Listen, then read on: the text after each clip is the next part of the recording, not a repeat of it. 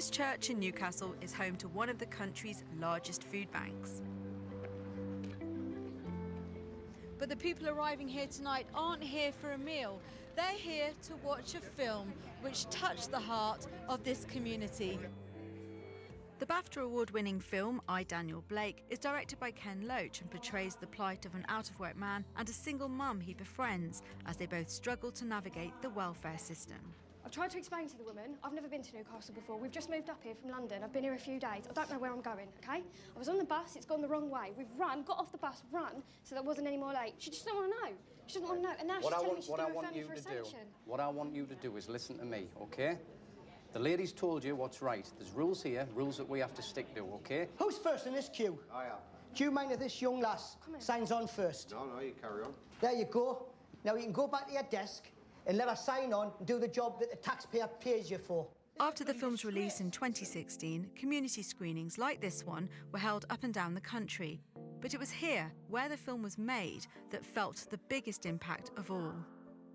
After watching Daniel Blake, and we were crying, would cry throughout it anyway, and just said, right, this is it, we've got to do something about this. So my friend and I set up a sanitary scheme just so the ladies of the local community could come in and take these items free of charge.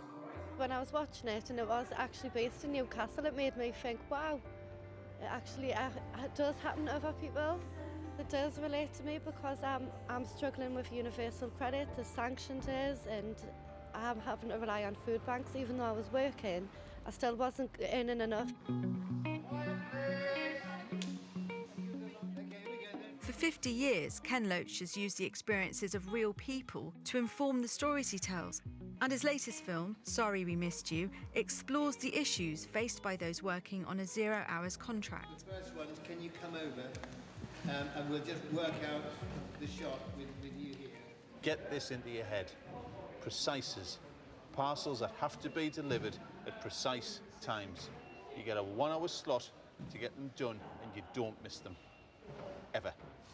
The film follows delivery driver Ricky and his carer wife Abby, who are pushed to breaking point as they struggle to earn enough money to keep their family afloat. Yes, there's a lot of people who've got jobs, but the jobs are often temporary, for a brief period, they're casualised, they're through agencies. They don't know what their income is going to be, so they can't plan their lives. The latest figures show over 780,000 people in the UK reported working on a 0 hours contract. Among them is agency nurse Kimberly Davison. I wait around for my shifts and try not to make any plans that I can't easily cancel. And I know I need a minimum amount of hours a week to be able to pay my bills. It's really stressful and worrying, and obviously it's not just me I've got to worry about. I've got a little boy who needs clothes on his back and needs fed.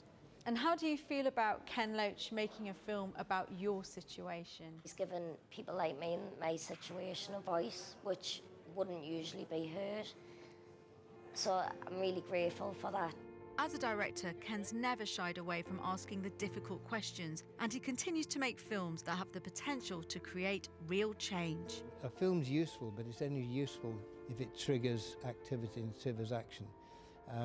But also film is also about people, and it's about how we live together, and it's about wider things than just a political point.